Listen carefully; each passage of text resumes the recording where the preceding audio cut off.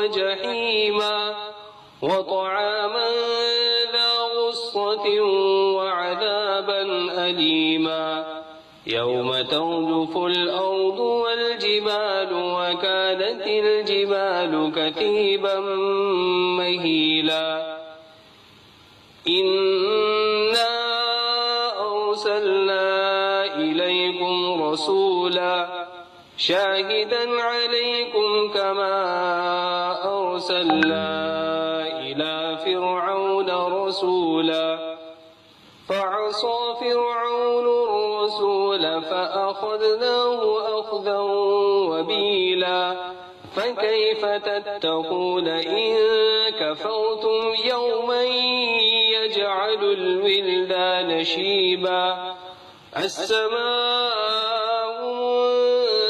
منفطر به كان وعده مفعولا إن هذه تذكرة فمن شاء اتخذ إلى ربه سبيلا صدق الله العظيم.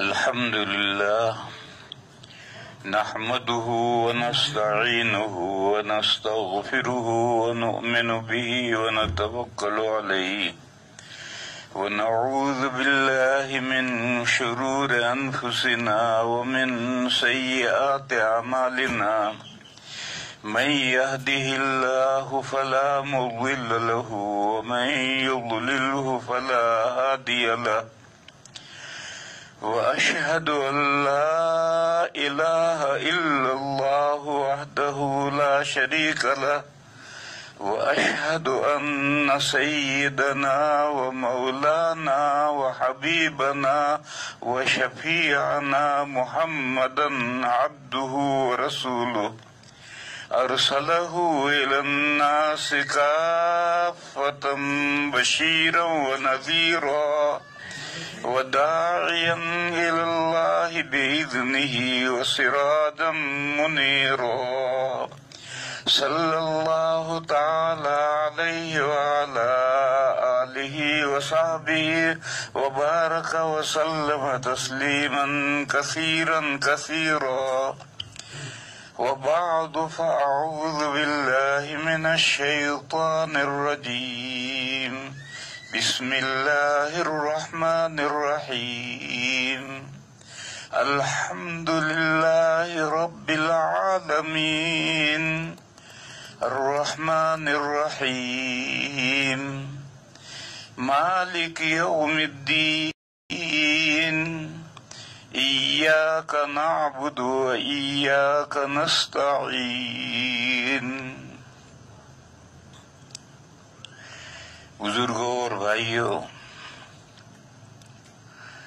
سورہ فاتحہ کی شروع کی 3 آیتوں میں جیسا کہ آپ حضرات سماعت فرما چکے، سن چکے، 2 مسئلے بیان کیے گئے ہیں: توحید الوہیت اور آخرت. توحید الوہیت نہ کہو، صرف توحید کہو تو بھی ٹھیک ہے، اور توحید اور آخرت یہ 2 مسئلے ذکر کیے گئے. اس کے بعد پھر ایک رسالت کا مسئلہ شروع کرنا ہے، مگر بیچ میں ایک آیت گریز کی ہے. گریز یہ ایک اصطلاح ہے. قصائد جو کسی کی تعریف میں قصیدے کہے جاتے ہیں، اس میں شروع میں تشبیب ہوتی ہے، پھر ایک شعر آتا ہے، اس میں گریز ہوتا ہے، تشبیب سے ممدوح کی تعریف کی طرف منتقل ہوتے ہیں، اس کو گریز کہتے ہیں. یہ فارسی لفظ ہے. ایک موضوع سے دوسرے موضوع کی طرف منتقل ہونے کے لیے بیچ میں ایک شعر آتا ہے، یہ قصیدوں کی اصطلاح ہے. یہ سورہ فاتحہ یہ بھی اللہ کی شان میں قصیدہ ہے. اللہ کی تعریف کی جا رہی ہے، لہذا اب گریز کا شعر آ رہا ہے، اس موضوع سے اللہ کی تعریف سے اب دوسری بات کی طرف منتقل ہوں گے۔ فرماتے ہیں ایاک نعبد، آپ ہی کی ہم بندگی کرتے ہیں، وَإِيَّاكَ نَسْتَعِينُ، اور آپ ہی سے ہم مدد طلب کرتے ہیں، آپ کے علاوہ کسی کی ہم بندگی نہیں کرتے، پوجا ورشپ ہم آپ کے علاوہ کسی کی نہیں کرتے، آپ ہی کی بندگی کرتے ہیں، اور ہیلپ، مدد، استعانت، سہایتا ہم آپ ہی سے چاہتے ہیں، آپ کے علاوہ کسی سے مدد بھی نہیں چاہتے ہیں، اس لیے کہ آپ ہی کی مدد ہمارے لیے کافی ہے، آپ ہی کی بندگی ہمارے لیے کافی ہے۔ وہ حدیث جو میں نے کل بیان کی تھی، جو اعلیٰ درجے کی صحیح حدیث ہے اور حدیث قدسی ہے، نبی پاک صلی اللہ علیہ وسلم نے فرمایا کہ جب بندہ نماز میں یا نماز سے باہر یہ کہتا ہے الحمدللہ رب العالمین، تو اللہ تعالیٰ فرماتے ہیں بندے نے میری تعریف کی۔ اور شاہ ولی اللہ صاحب نے فرمایا کہ اس جگہ پر رک کر کے عقل کے کان سے اللہ کا فرمانا سنو، اور سن کر کے پھر اگلی آیت پڑھو، الرحمن الرحیم، رکو، تو اللہ تعالیٰ فرماتے ہیں بندے نے میری بزرگی بیان کی، اسے سنو، پھر سن کر کے پھر اگلی آیت پڑھو، مالک یوم الدین، تو اللہ تعالیٰ کہتے ہیں کہ بندے نے میری بے حد تعریف کی، اسے سنو، پھر سے سننے کے بعد میں پھر اگلی گریز کی آیت پڑھو، ایاک نعبد و ایاک نستعین، ہم آپ ہی کی بندگی کرتے ہیں، آپ کے علاوہ کسی کی بندگی نہیں کرتے، اور آپ ہی سے استعانت، مدد، ہیلپ مانگتے ہیں، اور کسی سے ہم آپ استعانت و ہیلپ نہیں مانتے۔ اس کے بعد میں میرے بھائیوں اور بزرگوں، یہ سمجھنے کی بات ہے کہ عبادت اور بندگی کہتے کس کو ہیں؟ جس کا نام بھی عبادت اور بندگی ہے، ورشپ ہے، عبادت پوجا ہے، وہ اللہ کے علاوہ کسی کی جائز نہیں ہے، عبادت صرف اللہ کی کرنی ہے، اور ہم یہ اعتراف کرتے ہیں کہ ہم ایاک نعبد، ہم آپ ہی کی بندگی کرتے ہیں، لہذا بندگی کو سمجھنا چاہیے کہ بندگی ہے کیا۔ کتابوں میں یہ لکھا ہے کہ عبادت غایت تذلل ہے، آخری درجے کا اپنے کو لاچار کر دینا، تذلل مانے لاچار کر دینا، اپنے آپ کو آخری درجے کا لاچار کر دو، یہ اس کا نام بندگی اور عبادت ہے۔ اس کی بہت سی شکلیں ہیں، اپنے آپ کو آخری درجے تک لاچار کر دینا، ذلیل کر دینا، بے آسرا، بے سہارا کر دینا، اس کی بہت ساری شکلیں ہیں۔ ایک اعلیٰ درجے کی شکل ہے، ایک ادنا درجے کی شکل ہے۔ اعلیٰ درجے کی شکل تو یہ ہے کہ ہم انسان ہیں، اور انسان اشرف المخلوقات ہے۔ قرآن کریم میں ہے وَلَقَدْ كَرَّمْنَا بَنِي آدَمَ، ہم نے آدم کی اولاد کو، اس میں آدم علیہ السلام بھی شامل ہو گئے، آدم کی اولاد میں آدم علیہ السلام بھی شامل ہو گئے۔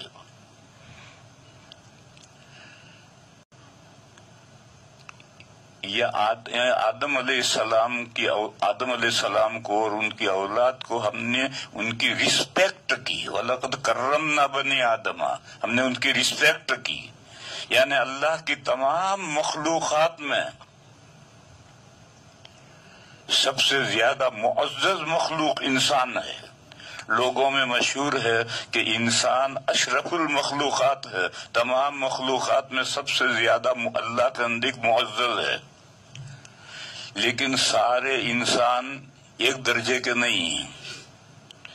جیسے ایک ملک ہے، اس ملک میں پبلک ہے، وہ ساری پبلک ملک کی پبلک ہے، لیکن ساری پبلک ایک درجے کی نہیں ہوتی ہے۔ کچھ ہوتے ہیں جو حکومت کے، بادشاہ کے نہایت مخلص ہوتے ہیں، ان کے اشاروں پر چلنے والے ہوتے ہیں، اور کچھ عنصر ایسا بھی ہوتا ہے جو باغی ہوتا ہے لیکن دبا ہوا ہوتا ہے، جب بغاوت کا کوئی موقع آتا ہے تو بغاوت کر دیتا ہے۔ یہ دونوں قسم کے یہ سارے لوگ ملک کے شہری ہیں اور ملک کے لوگ ہیں، لیکن سب ایک درجے کے نہیں ہیں۔ جو مخلص ہیں وہ مخلص ہیں، جو باغی ہیں وہ باغی ہیں۔ اسی طریقے سے سمجھو کہ سارے انسان اللہ کے یہاں معزز اور مشرف نہیں ہیں۔ ان اکرمکم عند اللہ اتقاکم، تم میں سب سے زیادہ پرہیزگار، سب سے زیادہ ریسپیکٹ ایبل، سب سے زیادہ قابل عزت وہ ہے جو شرک سے بچتا ہے۔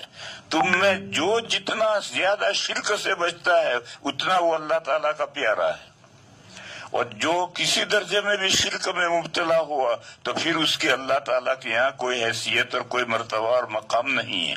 بس یہ جو کہتے ہیں کہ انسان اشرف المخلوقات ہے، یہ ایسا ہی ہے جیسے کہتے ہیں کہ یہ فلاں ملک کے سب لوگ فلاں بادشاہ کے ماتحت ہیں، لیکن سب ایک درجے کے نہیں ہیں، کوئی مخلص ہے کوئی باغی ہے۔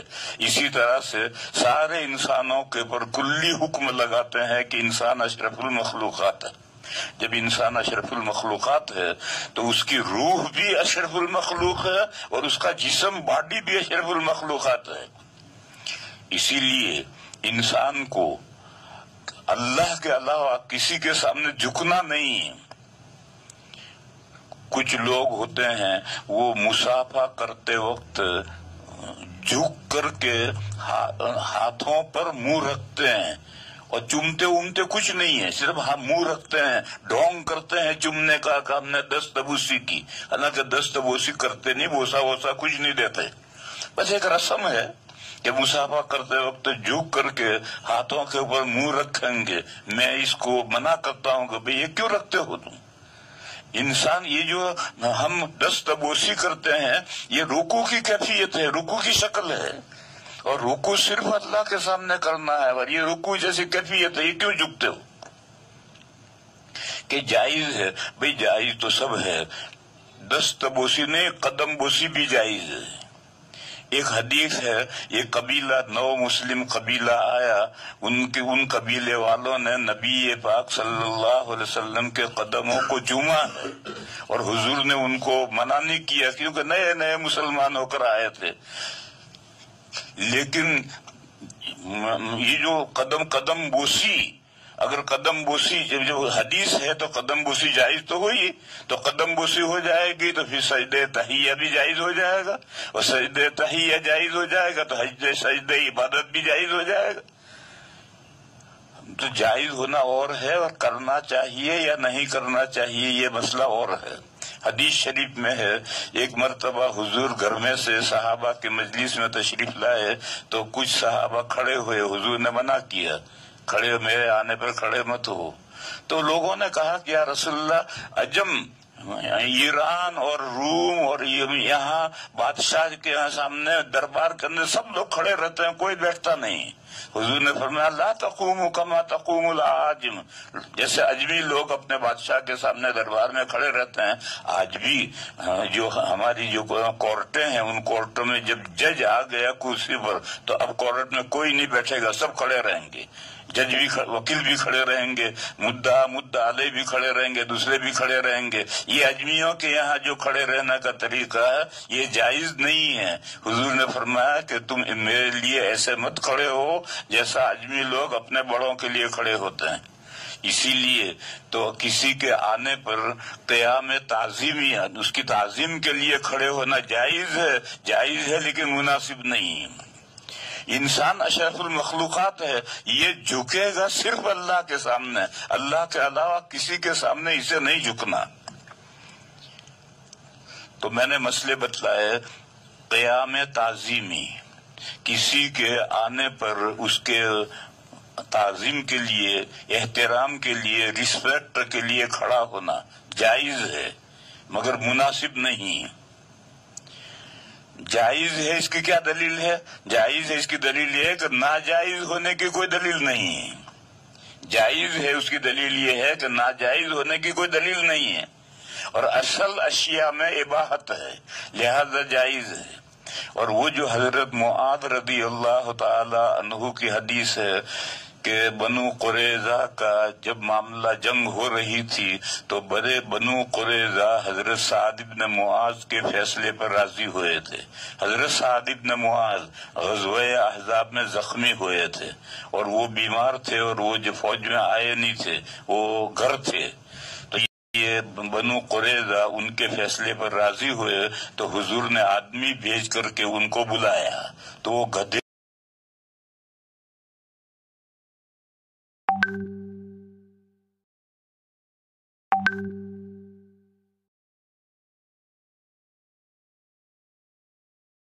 پر بیٹھ کر کے تشریف لائے.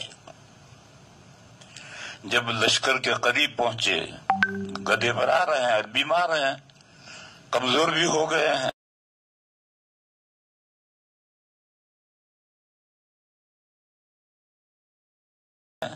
تو حضور نے فرمایا قوموا الی سیدکم، ان کے قبیلے کے لوگوں سے کہا کہ تمہارے آقا کی طرف کھڑے ہو، یعنی وہ کمزور ہیں، ان کو سہارا دے کر کے گدھے پر سے نیچے اتارو.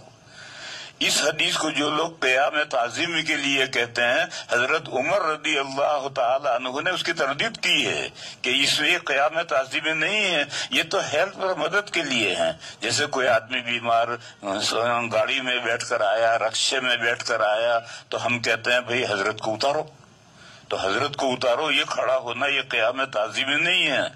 بس یہ حدیث تو اس کا قیام تعظیمی سے کوئی تعلق ہے ہی نہیں، اور اس کے علاوہ کوئی ایسی حدیث نہیں ہے. اور یہ جو حدیث ہے کہ لا تقوموا کما تقوم العاجم، اس کا مصداق کیا ہے؟ پورے جب تک بڑا مجلس میں بیٹھا ہے باقی سب لوگ کھڑے رہیں، کوئی بیٹھے نہ. یہ بھی قیام تعظیمی نہیں ہے. بس قیام تعظیمی کے تعلق سے کوئی حدیث نہیں ہے، ممانعت کی بھی نہیں ہے، جواز کی بھی نہیں ہے. لہذا جائز تو ہے، جب یہ اصل اشیاء میں اباحت ہے تو قیام تعظیمی جائز ہے، مگر ہمارے اکابر اس کو پسند نہیں کرتے، اس لیے کہ اس میں مشابہت ہے اجمیوں کے لیے. جیسے لوگ کھڑے ہو جاتے ہیں بادشاہ کے آنے پر، ایک دم مجلس میں سارے لوگ کھڑے ہو جاتے ہیں، اس کے مشابہ ہے، اس لیے اس مشابہت کی وجہ سے پسند نہیں کرتے. دوسرا درجہ یہ ہے کہ بڑے کے سامنے جب تک وہ مجلس میں رہے بیٹھے ہی رہو، کھڑے ہی رہو، یہ تو جائز ہی نہیں ہے. اس کے بارے میں تو یہ حدیث ہے مستقل، لا تقوموا کما یقوم العاجم، اجمی جیسے اپنے بادشاہوں کے لیے دربار میں کھڑے رہتے ہیں اس طرح سے تم کھڑے مت رہو. بس اس طرح سے کھڑا رہنا یہ تو ناجائز ہے. اور کھڑے رہنے کے علاوہ تعظیم بھی نہیں ہے، احترام بھی نہیں ہے. بس ویسے کسی کے سامنے ہم کھڑے ہیں تو یہ کھڑا ہونا جائز ہے. پھر جھکنے کا ایک درجہ تو ہے رکوع، اور یہ جو مصافحہ کرتے وقت جھکتے ہیں تو رکوع کے مشابہت ہو جاتی ہے، اس لیے میں جائز ہے، دست بوسی جائز ہے، مگر میں اسے پسند نہیں کرتا اس لیے کہ رکوع کی مشابہت ہے. پھر اس سے آگے قدم بوسی جائز ہی نہیں، اس لیے کہ یہ تو سجدے سے قریب کر دیا اس نے. حدیث تو ہے مگر وہ نو مسلم تھے، وہ اپنے زمانے جاہلیت کے طرز پر، جیسا آج بھی ہندوؤں میں بڑوں کے پیر چومے جاتے ہیں تو ایسا عربوں کے اندر بھی پیر چومے جاتے تھے. تو اب یہ نو مسلم قبیلہ آیا، اس نے پیر چومے تو حضور نے منع نہیں کیا، لیکن صحابہ کھڑے ہوئے تو ان کو کھڑے ہونے سے بھی منع کیا. لہذا قدم بوسی کی حدیث تو ہے لیکن قدم بوسی جائز نہیں. اور قدم بوسی سے آگے پھر سجدے تحیہ ہے، سلامی کا سجدہ. کچھ ہمارے یہاں مسلمانوں میں کچھ لوگ ہیں، مجھے ایک بندے نے موبائل میں واٹس ایپ پر مجھے دیکھا کہ ایک پیر صاحب کھڑے ہیں اور مریدین ایک کے بعد دیگرے آتے ہیں اور آتے ہی سجدہ کرتے ہیں، جو بھی آتا ہے آ کر سجدہ کرتا ہے، سجدہ کر کے پھر اٹھ کر بیٹھتا ہے. تو یہ آ کر کے پیر صاحب تو کھڑے ہیں اور آنے والے جو مریدین آتے ہیں ایک کے بعد دیگرے آتے ہیں، آتے ہی سجدہ کرتے ہیں جیسے نماز میں سجدہ کرتے ہیں اور پھر اٹھ کر کے بیٹھ جاتے ہیں. یہ تو حرام ہے. یہ اگرچہ عبادت نہیں، سلامی ہے، مگر یہ بالکل عبادت کے سجدے کے قریب چلا گیا۔ پھر اس کے آگے عبادت کا سجدہ ہے۔ عبادت کا سجدہ کیا ہے؟ انسان کے ایک نیچے کا طرف ہے پیر والا اور ایک سر کے اوپر والا طرف ہے۔ یہ سر کے اوپر والے طرف کو جھکا کر کے پیروں والے لیول پر لے آؤ، یہ عبادت کا سجدہ ہو گیا۔ یہ سجدہ حرام ہے، چاہے سجدہ تحیہ کے طور پر ہو یا بندگی کے طور پر ہو، یہ سجدہ حرام ہے۔ طرف اعلیٰ سر، اس کو پیروں کے لیول پر لے آؤ، یہ سجدہ ہوا۔ یہ جو پیروں کے لیول پر لے آنا، اس میں 2 گھٹنوں کا ہیلپ لینی پڑے گی اور 2 ہاتھوں کی بھی ہیلپ لینی پڑے گی۔ اگر ہیلپ نہیں لوگے تو دھڑام سے گرو گے۔ اور سر کی یہ جو اوپر کا طرف ہے کھوپڑی، یہ سر لگا، اگر سر پہ رکھو گے تو پیر اوپر جائیں گے، لہذا اس کے بجائے ماتھا رکھو، اس لیے کہ پورا سر ہے، اس سر کا کوئی بھی جز رکھ لو، یہ ماتھا رکھ لیا تو گویا ہم نے یہ رکھ لیا۔ اور پیر، اگر پیر جیسے کھڑے ہوئے حالت ہوتے ایسے ہی رہیں گے تو یہ سر کیسے آئے گا؟ تو پیروں میں اتنا کیا کہ پیر اٹھاؤ اور انگلیاں دبا کر کے سجدے میں رکھو۔ یہ انگلیاں کا دبا کر سجدے میں رکھنا، یہ ایک طرف اسفل کا رکھنا ہے، اور یہاں ماتھا رکھنا یہ گویا سر کا رکھنا ہے۔ یہ عبادت کا سجدہ ہے۔ یہ تو ہے عبادت جو ہم نماز کے اندر کرتے ہیں، یہ عبادت اللہ ہی کے لیے ہے، اس کے علاوہ کوئی نہیں۔ اس کے علاوہ وہ میں نے کہا تھا کہ عبادت کے معنی لکھتے ہیں غایت تذلل، یعنی اپنے آپ کو بالکل لاچار کر کے پیش کرو۔ تو علماء کرام نے قرآن کریم میں یہ ہے کہ اگر آپ جانور کو ذبح کرتے ہیں اور ذبح کرتے کے وقت کہتے ہیں کہ بسم فلان، فلاں کے نام پر ذبح کرتا ہوں، یہ مردار ہو گیا، حرام ہو گیا۔ جب بسم فلان کہہ کر ذبح کیا تو یہ بندگی عبادت کی، لہذا یہ جانور حرام ہو گئے، اسے نہیں کھا سکتے۔ اسی طریقے سے کتابوں میں مسئلہ ہے کہ اگر کوئی جانور کسی کے نام پر چھوڑا گیا، آج ہی آیت پڑھی ہے ما جعل اللہ من بحیرۃ ولا صائبۃ ولا وسیلۃ ولا حام، یہ وہ جانور تھے جن کو مشرکین بتوں کے نام پر چھوڑتے تھے۔ آج بھی اگر کسی ولی کے نام پر یا کسی بزرگ کے نام پر کوئی بکرا یا مرغا چھوڑ دیا گیا تو یہ حرام ہو گیا، جب تک یہ چھوڑنے والا اپنے عمل سے توبہ نہ کرے، اور توبہ کرنے کے بعد میں پھر بسم اللہ اللہ اکبر کہہ کر ذبح کرے تو حلال ہوگا۔ لیکن جب تک وہ توبہ نہیں کرے گا، اگر بسم اللہ اللہ اکبر کہہ کر ذبح کرو گے تب بھی حرام۔ اسی طریقے پر غیر اللہ کی منت ماننا، اللہ کے علاوہ کوئی کہ میرا لڑکا بیمار ہوا ہے، یہ ہوا ہے، وہ ہوا ہے، تو اگر یہ اچھا ہو جائے گا تو میں فلاں پیر صاحب کے نام کا چراغ بھروں گا، اتنا تیل دوں گا، درگاہ میں تیل دوں گا، اتنا دوں گا، یہ غیر اللہ کی منت ماننا یہ بھی حرام ہے۔ میں تو یہ سمجھا رہا ہوں کہ عبادت کی بہت ساری شکلیں ہیں، جتنی بھی شکلیں ہیں عبادت کی ہیں، یہ اللہ کے علاوہ کے لیے حرام ہیں۔ ساری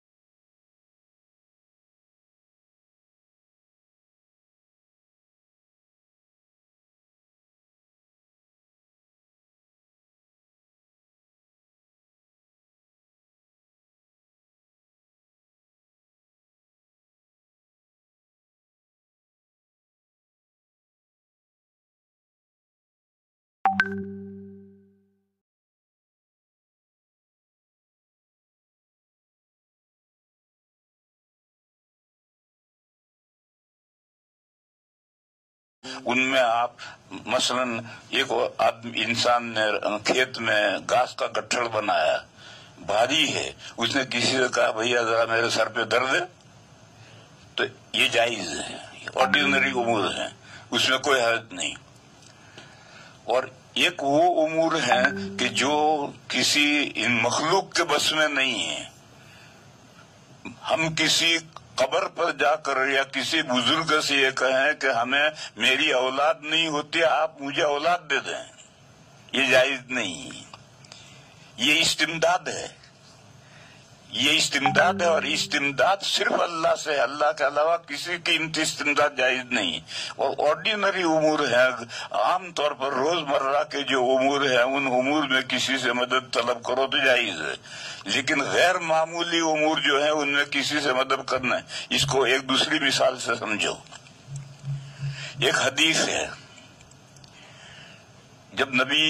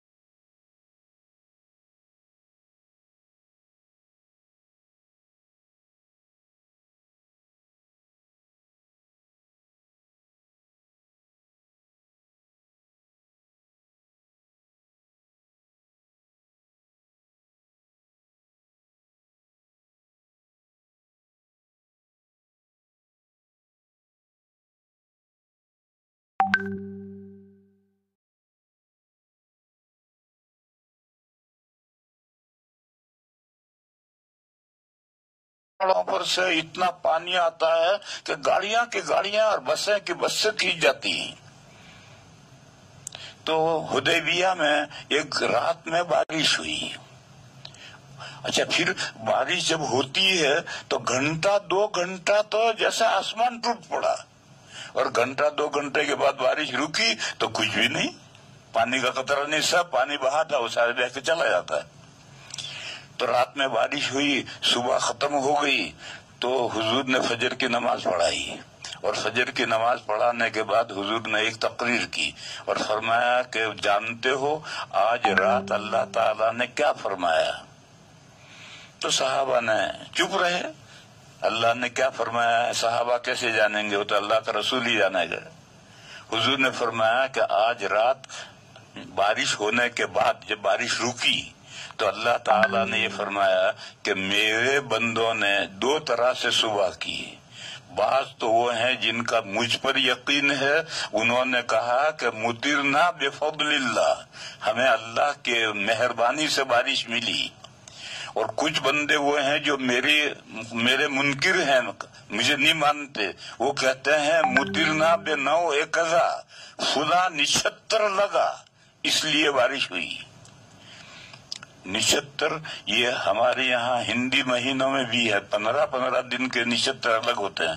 برسات کے جو 4 مہینے ہیں اس میں 8 نچھتر ہیں، اور 8 نچھتروں کی کیا خاصیتیں ہیں، کس نچھتر میں گرمی پڑتی ہے، کون سے نچھتر میں اچھی مبارک بارش ہوتی ہے، کون سی میں، یہ سب متعین ہے. اور ہندی جو لوگ جاننے والے ہیں وہ سب جانتے ہیں.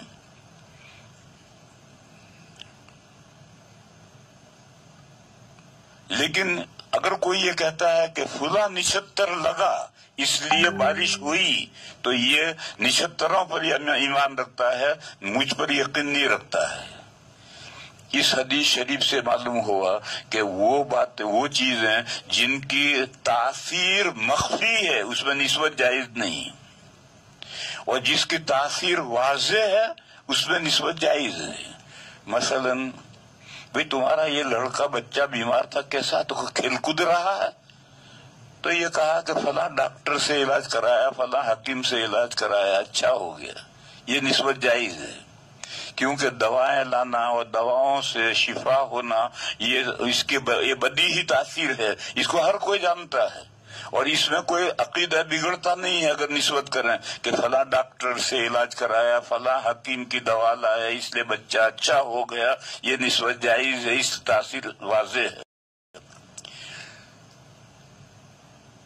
یا جیسے کہ یورپ میں جہاں ہر وقت بادل رہتے ہیں،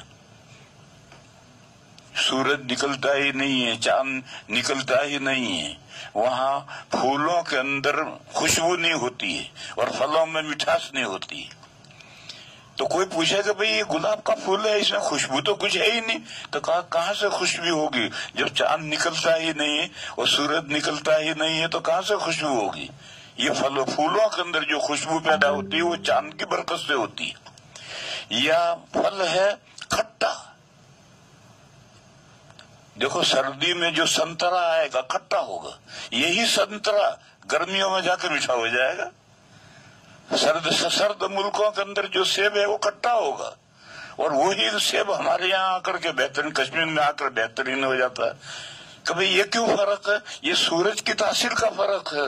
इस पर सूरज निकलता है, जहाँ निकलेगा वहाँ संतरा मीठा हो जाएगा और सेब मीठा हो जाएगा, और जहाँ सूरज नहीं निकलेगा वहाँ संतरा खट्टा होगा। सर्दियों में संतरा खट्टा होगा। तो बहरहाल ये जो है कि आओ खाना खा लो, तो मैं शिकम सैर हूँ। कैसे शिकम सैर हो? का मैं घर से खा कर आया हूँ।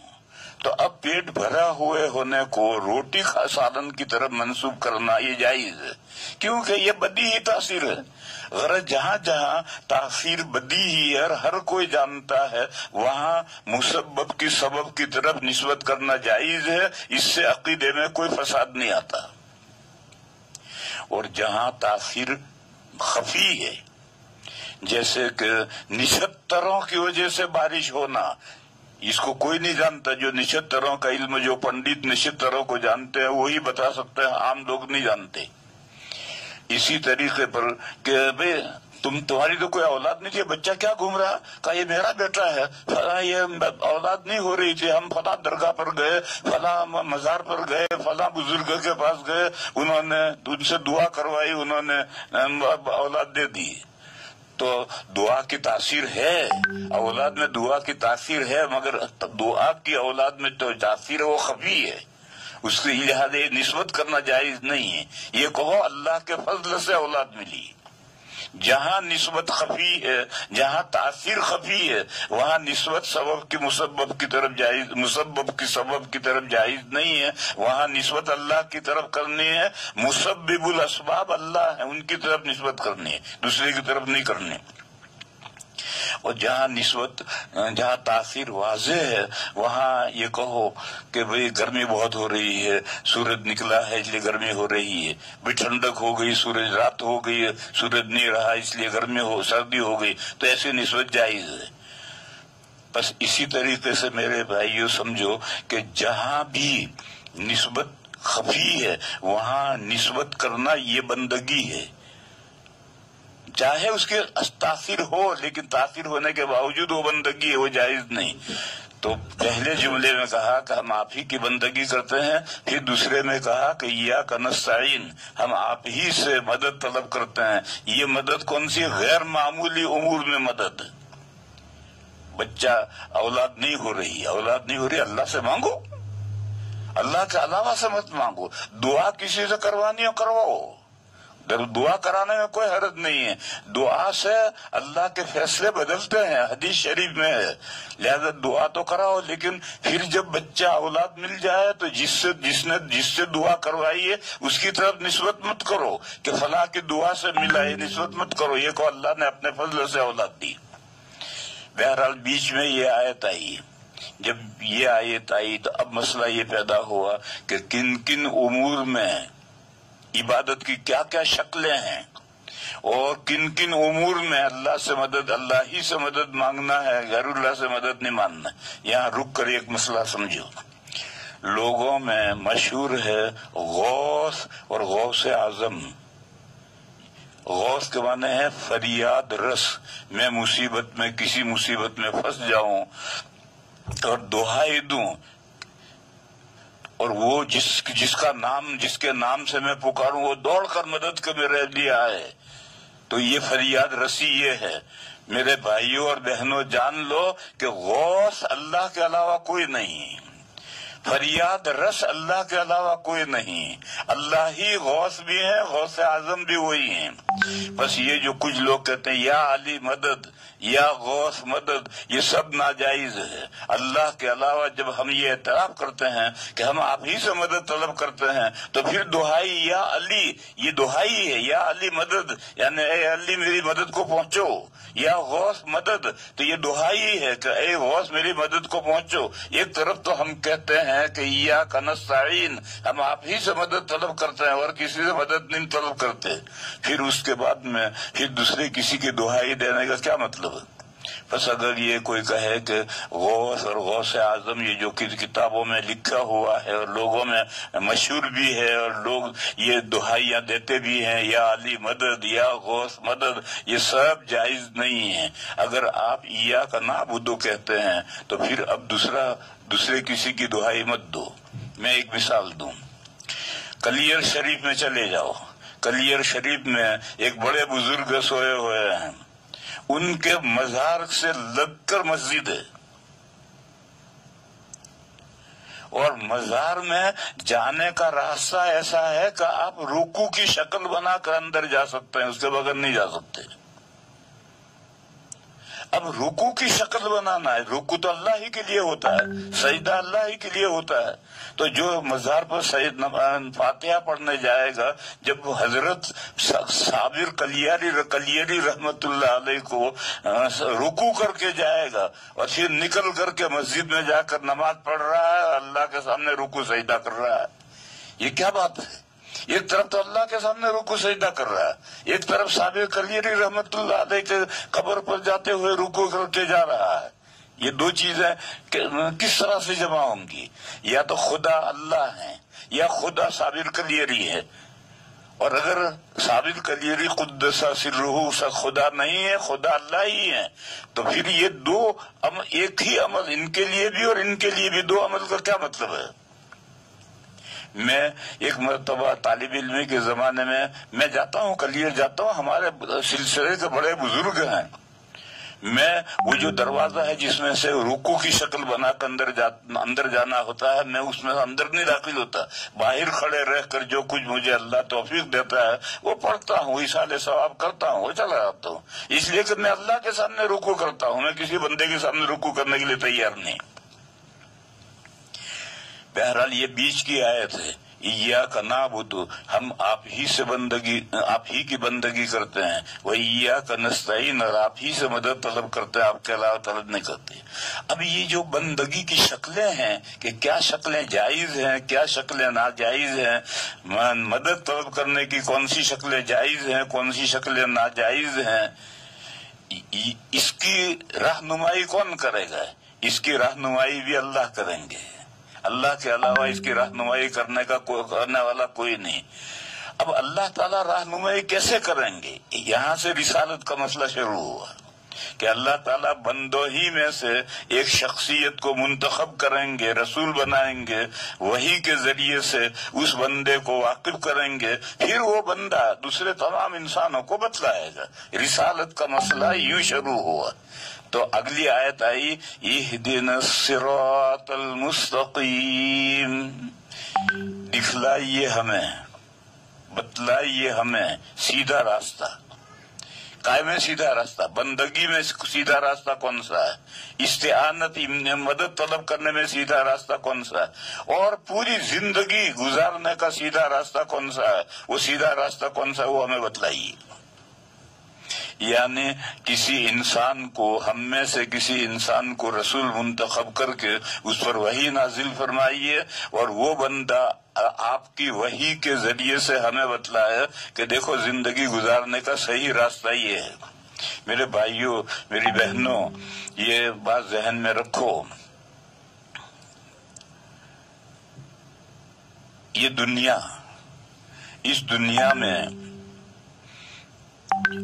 کیسے جینا ہے، اس کے لیے اللہ تعالیٰ نے انسان کو ایکسٹرا آرڈینری عقل دی ہے، اور انسان اپنی عقل سے اپنا چنا پھوڑتا ہے۔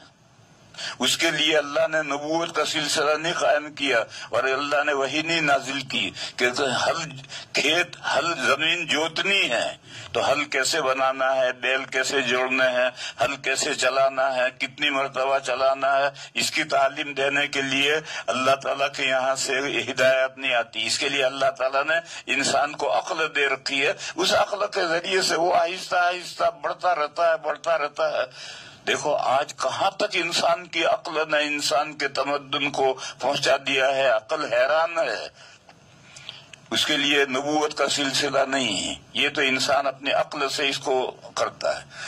لیکن ایک ہے یہ دنیا گزر کر کے پھر اگلی دنیا شروع ہوگی، وہاں سے چل کر اللہ تک پہنچنا، کون سے اس دنیا میں کون سے اعمال کرو گے اچھے تو اللہ تک پہنچو گے، اور کون سے اعمال کرو گے تو جنت تک پہنچو گے، اور کون سے اعمال برے ہیں جن کو کرنے والا جہنم تک پہنچے گا، اس کو انسان اپنی عقل سے طے نہیں کر سکتا۔ انسان کی عقل اس کے برابر نہیں ہے، اور دلیل اس کی یہ ہے کہ دیکھو دنیا میں جتنے مذاہب، ریلیجن، دھرم ہیں، یہ سارے دھرم اللہ تک پہنچنے کی کوشش کرتے ہیں، سارے دھرم اللہ تک پہنچنے کی کوشش ہے، اور پھر ان میں کتنا تفاوت ہے، کتنا اختلاف ہے۔ تو اگر انسان اپنی عقل سے اللہ تک پہنچ سکتا، اللہ کی مرضی کو جان سکتا، تو دنیا میں جو دھرم ہیں، جو ریلیجن ہے، ان میں اتنا اختلاف نہ ہوتا۔ معلوم ہوا کہ یہ مسئلہ انسان کا عقلی نہیں ہے، کہ عقل سے طے نہیں ہو سکتا۔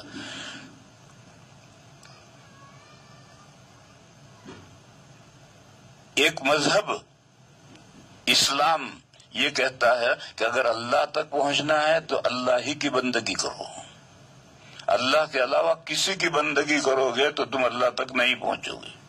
ایک حدیث شریف ہے، قیامت کے دن اللہ تعالیٰ ان لوگوں سے یہ کہیں گے جنہوں نے شرک کیا ہے، اللہ کے ساتھ بندگی میں شریک ٹھہرایا ہے، اللہ تعالیٰ کہیں گے انا اغنى شرکا، میں پارٹنروں میں سب سے زیادہ بے نیاز ہوں، مجھے تیری بندگی نہیں چاہیے، میرے ساتھ جن پارٹنروں کو تو نے شریک کر کے ان کی بندگی کی ہے، جا ان کے پاس جا کر اپنا صلہ لے لے، میرے پاس تیرے لیے کچھ نہیں ہے۔ تو اسلام یہ کہتا ہے کہ اگر کسی نے اللہ کی بندگی میں کسی کو کسی درجے میں شریک کیا، سورہ کہف کی آخر آیت ہے فمن کان یرجو لقاء ربہ فلیعمل عملا صالحا ولا یشرک بعبادۃ ربہ احدا، جس کو یہ جو ہوپ فل ہے، جو امیدوار ہے کہ اس کو اللہ تعالی سے ملنا ہے، تو پھر وہ اللہ کی عبادت کرے اور اس عبادت میں کسی کو شریک نہ ٹھہرائے۔ صحابہ نے پوچھا کہ اللہ کی عبادت میں شریک ٹھہرانا کیا ہے؟ تو حضور نے فرمایا یرائی، عبادت میں دکھاوا کر رہا ہے، نماز پڑھ رہا ہے دکھاوا کر رہا ہے، روزہ رکھ رہا ہے دکھاوا کر رہا ہے، زکوٰۃ دے رہا ہے دکھاوا کر رہا ہے، حج کر رہا ہے دکھاوا کر رہا ہے۔ تو یہ دکھاوا کرنا، یہ بھی دوسرے کو اللہ کے ساتھ شریک کرنا، ایسی عبادت اللہ کے یہاں مقبول نہیں ہے۔ بہرحال اسلام یہ کہتا ہے کہ اگر تمہیں اللہ تک پہنچنا ہے تو اللہ ہی سے لو لگاؤ، اللہ ہی کا دھیان رکھو، سیدھے اللہ ہی کی طرف جاؤ، اللہ کے علاوہ کسی کا کوئی آسرا مت ڈھونڈو۔ ایک دوسرا مذہب ہے، وہ کہتا ہے کہ نہیں، اگر اللہ تک پہنچنا ہے تو دو خداؤں کی عبادت کرو، نیکی کا خدا یزداں ہے اس کی پوجا کرو، اور برائی کا خدا اہرمن ہے اس کی پوجا ہی کرو، ان دو خداؤں کی پوجا کرو۔ ایک تیسرا مذہب ہے عیسائیت، وہ کہتا ہے خدا تین ہیں، لہذا تین خدا ہے تو تینوں کی پوجا کرو۔ ایک اور مذہب ہے، وہ کہتا ہے کہ خدا بے شمار ہیں، ہندو مذہب، وہ کہتا ہے کہ خدا بے کروڑوں ہیں، ہر چیز کا خدا الگ ہے۔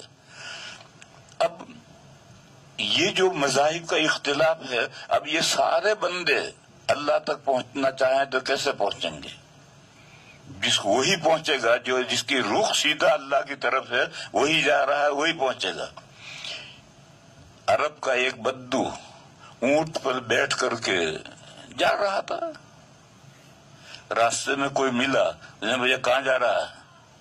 اس نے کہا مکے جا رہا ہوں۔ اس نے کہا کہ مکے جا رہا ہے؟ تو کبھی بھی قیامت تک بھی مکے نہیں پہنچ سکتا۔ تو جس راستے میں روڈ پر جا رہا ہے، یہ روڈ تو خراسان چائنا جا رہا ہے، تو اس روڈ پر جتنا چلے گا مکے سے دور ہوگا، مکے تک کیسے پہنچے گا؟ تو جو چند خداؤں کو پوجتا ہے وہ اللہ تک کیسے پہنچے گا؟ وہ تو جتنا بھی پوجا کرے گا اتنا دور ہوگا۔ اللہ تک تو وہی پہنچے گا جو صرف اللہ کی بندگی کرتا ہے، دوسرا نہیں پہنچتے۔ بہرحال یہ جو دنیا میں مذاہب کا اختلاف ہے اور انسان طرح طرح کے مذاہب کو مانتے ہیں، یہ سب مذاہب جو انسانوں کے ہیں یہ اللہ تک پہنچانے والے نہیں ہیں۔ اللہ تک پہنچانے والا مذہب وہی ہے جو صرف اللہ کی بندگی کرنے والا مذہب ہے، اور وہ وہی ہے جو اللہ تعالیٰ نے انسانوں کو رسولوں کے ذریعے سے سمجھایا ہے۔ اسی کا نام مسئلہ رسالت ہے۔ یوں اہدنا الصراط المستقیم سے رسالت کا مسئلہ شروع ہوا۔ راستے سیدھا اور الٹا بھی ہوتا ہے، جیسا یہ مکے جا رہا تھا، مکے کا راستہ یہ ہے، اور خراسان کا راستہ اپوزٹ ہے، چائنا کا راستہ اپوزٹ ہے۔ اسی طرح سے کسی مقصد کی طرف جانے والے راستے بھی مختلف ہیں، ایک سیدھا ہے، ایک لانگ ہے، ایک شارٹ ہے، مختلف راستے ہوتے ہیں۔ تو جو سب سے بہترین راستہ ہوتا ہے وہی سیدھا راستہ ہوتا ہے۔ تو ہم یہ دعا کرتے ہیں اہدنا الصراط المستقیم، اے اللہ ہمیں آپ سیدھا راستہ دکھائیے۔ دکھایا اللہ نے، آدم علیہ السلام سے لے کر کے مسلسل انبیاء بھی آتے رہے، رسول بھی آتے رہے۔ کتنے نبی آئے معلوم نہیں، کتنے رسول آئے معلوم نہیں، اور اللہ کی کتابیں بھی نازل ہوتی رہی، کتنی کتابیں نازل ہوئی معلوم نہیں۔ ایک حدیث ہے لیکن حدیث ضعیف ہے، اور ضعیف حدیث پر یقین نہیں کرنا چاہیے۔ حدیث ضعیف ہے، ٹھیک ہے سن لو، لیکن اس کا یقین نہیں کرنا چاہیے۔ ایک حدیث ضعیف ہے کہ 1,24,000 انبیاء اور رسول آئے ہیں، اور 313 اس میں رسول ہیں، اور اللہ کی 104 کتابیں نازل ہوئی ہیں، ان میں سے 4 کتابیں بڑی ہیں۔ یہ جو حدیث ہے یہ ضعیف حدیث ہے، اور ضعیف حدیث اگر انتہائی ضعیف ہے تو اس کا تو لینا ہی نہیں ہے۔ اگر ضعیف حدیث انتہائی ضعیف حدیث ہے تو اس کو نہیں لینا۔ انتہائی ضعیف حدیث کی مثال دوں میں، ایک حدیث ہے کہ جو نماز صافہ باندھ کر پڑھی جائے تو اس کا 25 گنا ثواب ملتا ہے۔ جو نماز صافہ باندھ کر پڑھی جائے تو اس کا ثواب 25 گنا ملتا ہے۔ کچھ لوگ یہ حدیث انتہائی درجے کی ضعیف ہے، اور انتہائی درجے کی جو ضعیف حدیث ہوتی ہے اس کو موضوع حدیث کہتے ہیں، گڑھی ہوئی حدیث کہتے ہیں۔ سیوطی رحمت اللہ علیہ نے جامع صغیر میں یہ حدیث لکھی اور اس میں لغات کا نشان بنایا کہ ضعیف ہے، لیکن ضعیف نہیں ہے، یہ تو موضوع کے درجے کی حدیث ہے۔ کچھ لوگ ایسی حدیثوں کو نہیں لیا جائے گا۔ کچھ لوگ یہ کہتے ہیں کھلے سر نماز پڑھو، یہی سنت ہے۔ بھئی یہ حدیث ہے اور تو کہتا کھلے سر نماز پڑھو یہ سنت ہے۔ کچھ لوگ کہتے ہیں کہ نہیں سر ڈھانک کر کے نماز پڑھو، اور کچھ لوگ کہتے ہیں نہیں امام صاحب صافہ باندھ دے، مقتدی چاہے ننگے سر ہوں لیکن امام صاحب کو صافہ باندھنا ہے۔ تو یہ کوئی سترا تھوڑا ہی ہے کہ امام کی نماز میں سترا داخل ہو جائے گا تو سب مقتدیوں کی نماز میں داخل ہو جائے گا۔ تو امام صاحب نے پگڑی باندھ لی تو اب سب کی نماز میں پگڑی داخل ہو گئی، ایسا تھوڑی ہے۔ اگر یہ حدیث ہے اس پر عمل کرنا تو سارے پگڑی باندھو۔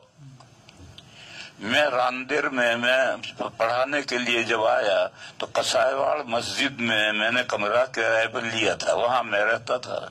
وہاں جو امام صاحب تھے وہ اشرفیہ کے ایک مدرس تھے، تو ممبر پر ایک رومال کا چیتھڑا کپڑے کا رہتا تھا۔ جب تکبیر شروع ہوتی تھی تو امام صاحب آ کر وہ اس کو سر پہ لپیٹتے تھے اور لپیٹ کر نماز پڑھاتے تھے، پھر وہیں رکھ کے چلے جاتے تھے۔ تو میں نے تو کبھی دیکھا نہیں تھا زندگی میں نے کبھی دیکھا نہیں تھا یہ کیا ہے. تو میں نے لوگوں سے پوچھا کہ بھئی یہ کیا عمل ہے یہاں؟ تو انہوں نے کہا کہ یہ تو سنت ہے. کہا کون سی سنت ہے؟ تو میں نے اب جو تلاش کی تو یہ حدیث ملی. تو اگر یہ حدیث ہے تو پھر تو سارے نمازیوں کو صافہ باندھنا ہے، صرف امام کو تھوڑی باندھنا ہے. ایک دوسرا عمل وہاں اشرفیہ کے کساڑا مسجد میں سلام پھیرنے کے بعد ہر آدمی انگلی یوں یوں کرتا تھا. یہ بھی میں نے عمل کبھی نہیں دیکھا تھا. تو میں نے پوچھا کہ بھئی یہ یوں یوں کیا کرتا ہے؟ تو لوگوں نے کہا توبہ کرتا، اللہ میری توبہ، اللہ میری توبہ، اللہ میری توبہ. تو میں نے کہا یہ کیسی توبہ ہے؟ یہ مسجد میں تو توبہ کرتا ہے اور دروازے سے باہر نکل کر بیڑی جلاتا ہے. تو کہاں توبہ ہوئی؟ تو اس لیے میرے بھائی ایسا ڈھونگ کرنے سے کچھ نہیں. توبہ کرو تو حقیقی معنی میں توبہ کرو. توبہ نام ہے، 3 باتیں اکٹھا ہوں گی تب توبہ ہے. اور اگر توبہ 3 باتیں اکٹھا نہیں ہے تو پھر وہ توبہ کا ڈھونگ ہے. وہ 3 باتیں کیا ہیں؟ ایک تو جو گناہ ہو گیا اس پر پشیمان ہو، دل روئے کہ یا اللہ مجھ سے یہ کیا ہو گیا. جیسے موسیٰ علیہ السلام نے ایک قبطی کو مکہ مارا تھا، وہ پانی مانگنے بھی نہیں رہا، مر گیا. تو فوراً موسیٰ علیہ السلام نے کہا رب انی ظلمت نفسی، یا اللہ میں نے اپنا نقصان کر لیا. تو پہلے جو گناہ ہو جائے اس پر دل روئے، پشیمانی ہو. اس کے بعد پھر پکا ارادہ کرے کہ آئندہ میں یہ کام نہیں کروں گا. اور پھر اس کے بعد پھر قول و فعل سے، قول سے یا فعل سے اللہ سے معافی مانگے. یہ 3 باتیں اکٹھا ہوں گی تو توبہ ہے، ورنہ توبہ نہیں ہے. پہلے جو گناہ ہوا ہے سب سے پہلے اس گناہ پر دل روئے ہے. وہ گناہ تو چھوڑتا ہی نہیں، بیڑی پی رہا ہے، پیتا رہتا ہے، گٹکا کھاتا ہے، کھاتا رہتا ہے، غیبت کرتا ہے، کرتا رہتا ہے، زنا کرتا ہے، کرتا رہتا ہے، اور کہتا رہتا توبہ توبہ توبہ توبہ توبہ. یہ تھوڑی توبہ ہے، یہ توبہ کا مذاق ہے. تو پہلے تو جو گناہ ہو گیا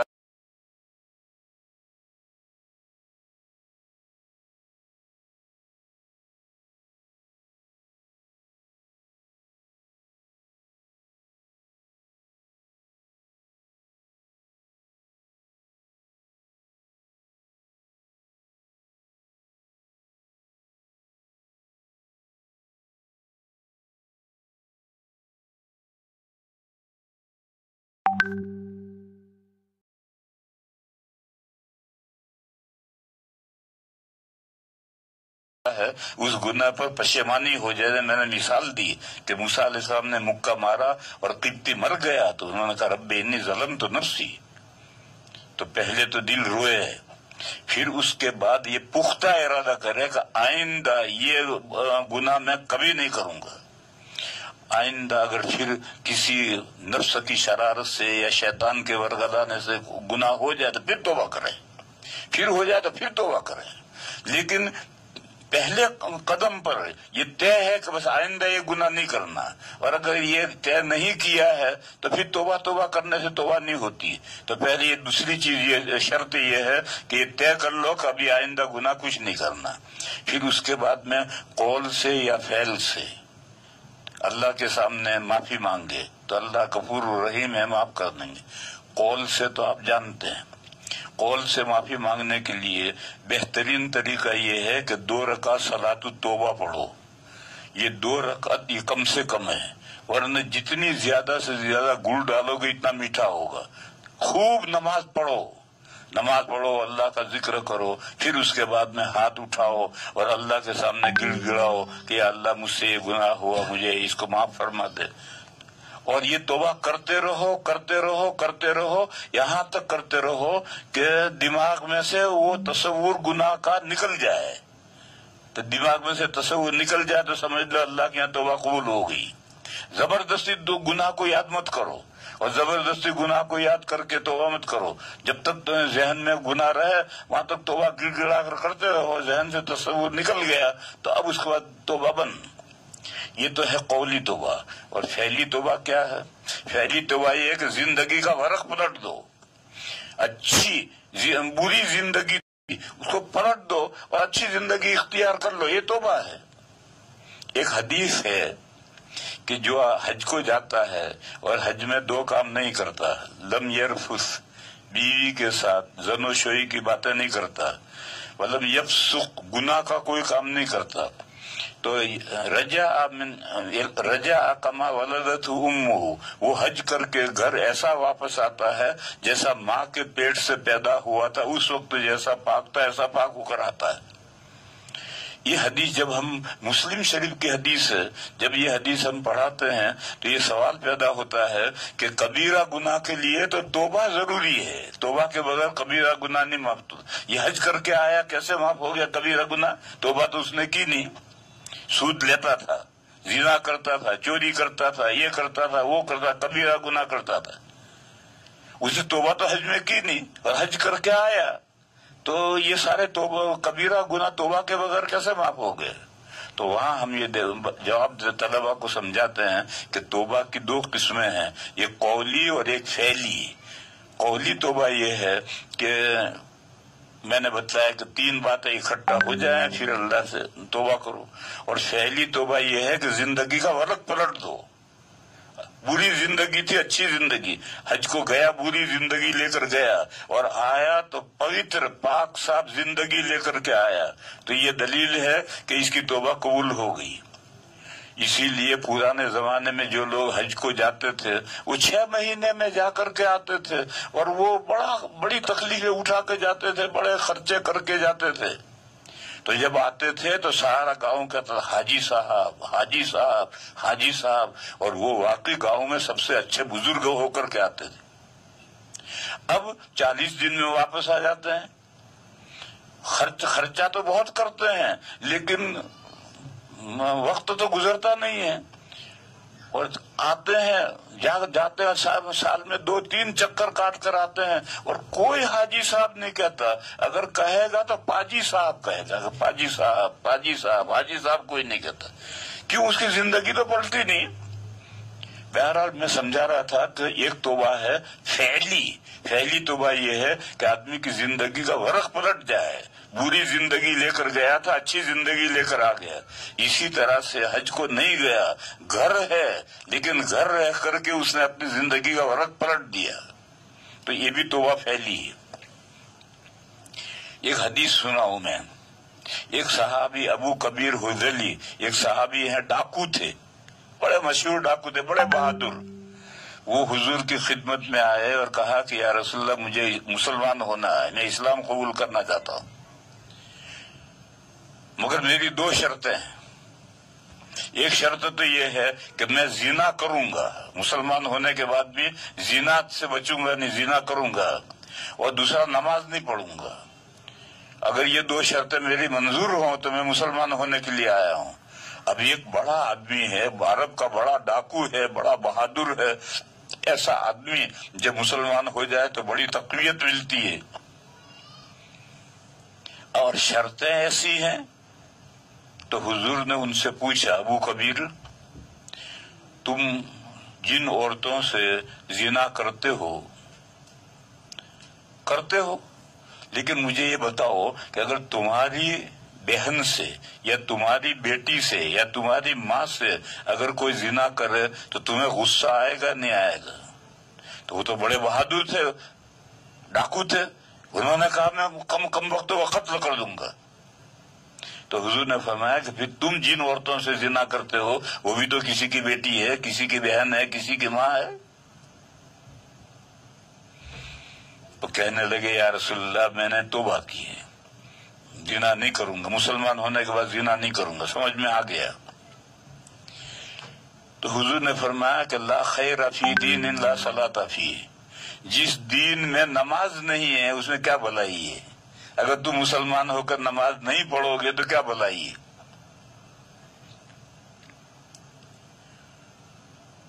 حدیث شریف میں ہے کہ بین الایمان والکفر ترک الصلاۃ، ایمان اور کفر کے درمیان میں باریئر، 2 روڈوں کے بیچ کا جو حصہ ہے وہ ہے نماز نہ پڑھنا۔ جو نماز نہیں پڑھتا وہ باریئر پر کھڑا ہے، نہ وہ اسلام کی طرف ہے نہ کفر کی طرف ہے. ایک قدم آگے گیا کفر میں گیا، ایک قدم پیچھے آیا نماز پڑھنا شروع کر دیا اسلام میں آ گیا. تو حضور نے فرمایا کہ جس دن میں نماز نہیں ہے اس دن میں کیا خیر ہے. تو سوچ کر کہنے لگے پھر پڑھوں گا نماز. پھر دونوں شرطیں ختم کر کے پھر ایمان لائے. بہرحال میرے بھائیوں کہنا ہے کہ یہ جو راستہ جو اللہ نے اپنے رسولوں اور نبیوں کے ذریعے سے بھیجا ہے، اور انبیاء اور رسول کتنے ہیں کوئی پکا یقین کرنا نہیں ہے. بس ایک اللہ نے بے شمار انبیاء اور رسول بھیجے ہیں. کتابیں بھی بہت آئی ہیں. قرآن میں 4 کتابوں کا نام ہے، ان کو تو ماننا ہے کہ 4 کا یہ عدد 4 کا عدد تو پکا ہے. لیکن ساری کتابیں کتنی ہیں اس کے لیے حدیث ضعیف ہے. جس حدیث میں 104 کتابوں کا ذکر آیا ہے، اسی طرح سے قرآن کریم میں 25 پیغمبروں کے نام ہیں. لہٰذا یہ 25 پیغمبروں کو تو بالیقین ماننا ہے. اس کے علاوہ کتنے پیغمبر آئے اللہ جانے کتنے آئے. وَإِن مِّنْ أُمَّةٍ إِلَّا خَلَا فِيهَا نَذِيرٌ. ہر امت میں اللہ سے ڈرانے والے گزرے ہیں. لہذا کتنے پیغمبر آئے ہیں ہم نہیں بتا سکتے، لیکن بے حساب پیغمبر اللہ تعالیٰ کی طرف سے آئے ہیں. یہ جو رسالت کا سلسلہ شروع ہوا ہے اور ان کے ذریعے سے جو اللہ تعالیٰ نے دین بھیجا ہے، یہ دین نے جو اللہ تک پہنچنے کا راستہ بتایا یہی سیدھا راستہ ہے. تو ہم یہ دعا کرتے ہیں اہدنا الصراط المستقیم، اے اللہ ہمیں آپ تک پہنچنے کا سیدھا راستہ دکھائیے. یوں رسالت کا مسئلہ شروع ہوا ہے، آخر تک یہی مسئلہ جائے گا. وآخر دعوانا ان الحمد للہ رب العالمین. آج ایک مطالبہ آیا تھا. ایک دوست نے لکھا کہ یہ جو آپ عشاء کے بعد تقریر کرتے ہیں، ہم لوگ جو ہیں عشاء کے بعد تراویح کے بعد کھانا کھاتے ہیں تو ہمارے پاس میں وقت نہیں ہوتا ہے. گجراتی 3 مرتبہ کھاتا ہے. سارے لوگ تو 2 مرتبہ کھاتے ہیں لیکن گجراتی 3 مرتبہ کھاتا ہے. ایک افطاری میں خوب ڈٹ کر پیٹ بھر کر کھائے گا، پھر تراویح کے بعد بیٹھے گا تو جب تک پیٹ میں ذرا بھی جگہ ہے اٹھے گا نہیں، پھر سو جائے گا، پھر سحری میں اٹھا کر جتنا گھر میں سارا چٹ کر جائے گا. تو اب گجراتی کو تو کھانا کھانے کے لیے گھنٹہ بھر چاہیے. تو اس نے کہا کہ آپ عصر کے بعد تقریر کریں تو ہم عصر کے بعد تو میں نے کہا کہ میں رات کو دوستوں سے احباب سے مشورہ کروں گا. میں نے مشورہ کیا تو احباب یہ کہتے ہیں کہ اگر ہم عصر کے بعد تقریر کریں گے تو بیچاری عورتیں تو ناشتہ تیار کرنے میں کھانا تیار کرنے میں مشغول ہیں، عورتوں کو تو سننے کا موقع ہی نہیں ملے گا. اور اگر کھانا پکانے میں ذرا گڑبڑ ہو گئی تو بعد شوہر تو بڑے بدتمیز ہوتے ہیں، بیوی کو پریشان کر دیتے ہیں. اسی لیے مسئلہ ہے کہ اگر شوہر بد دماغ ہے اور کھانے میں نمک ہلکا رہ گیا ہے، تیز ہو گیا، اس سے اس کو غصہ آئے تو اس کو سالن چکھ سکتی ہے کا مطلب بھی نہیں سمجھتے لوگ. چکھنا یہ ہے کہ انگلی بھگاؤ سالن میں اور زبان پر رکھو اور پھر تھوک دو، اس کو نگلنا نہیں ہے. اگر یہ زبان پر لکھا ہے اس کو اگر نگلو گے تو روزہ عورت کا ٹوٹ جائے گا. زبان پر رکھ کر کے اس کو تھوک دینا ہے تو پتہ چل جائے گا کہ نمک کیسا ہے. تو شریعت نے یہاں تک عورتوں کو اجازت دی ہے، کیونکہ اگر وہ نمک صحیح نہیں ہوگا تو شوہر اس کے اوپر سر پھوڑ دے گا. تو اس لیے دوستوں نے یہ کہا کہ عصر بعد ہم تقریر، ایک تو عصر کے بعد دماغ کا اسکرو ڈھیلا ہو جاتا ہے، روزے کا آخری وقت ہوتا ہے، اس وقت دماغ قابو میں بھی نہیں رہتا. اور ابھی تو پان وان کھا کر تیار ہو کر بیٹھتے ہیں تو دماغ قابو میں رہتا ہے. اس لیے دوستوں کی رائے عصر کے بعد کی نہیں ہے. البتہ ایک بات یہ ہے کہ اگر لوگ کوئی بات مسئلہ پوچھنا چاہیں، ضرورت کا مسئلہ پوچھنا چاہیں تو وہ پوچھ سکتے ہیں. 11:30 کے بعد 11:30 سے لے کر 12 تک ہم سوالات کے جوابات دیں گے، مگر ضرورت کے مسئلے پوچھو، خواہ مخواہ کے بیکار مسئلے مت پوچھو. اور ضرورت کے مسئلے واٹس ایپ پر پوچھنے ہو پوچھو. دوسرے میرے ذہن میں جو کوئی آئیں گے مسئلہ آئیں گے تو میں بھی بیان کروں گا. باقی عصر کے بعد پروگرام رکھنے کا مسئلہ نہیں تو میرے لیے بھی دشواری ہے، دماغ قابو میں نہیں ہوتا ہے. دوسرا سارے لوگ بھی نہیں سن سکتے ہیں، عورتیں خاص طور پر نہیں سن سکتی ہیں. اس لیے پروگرام کل سے پروگرام یہ ہے کہ 11:30 تک تو تفسیر ہوگی، اس کے بعد آدھا گھنٹہ مسائل مسائل کی مجلس ہوگی اور مسائل کے جواب دیے جائیں گے۔ وآخر دعوانا الحمدللہ۔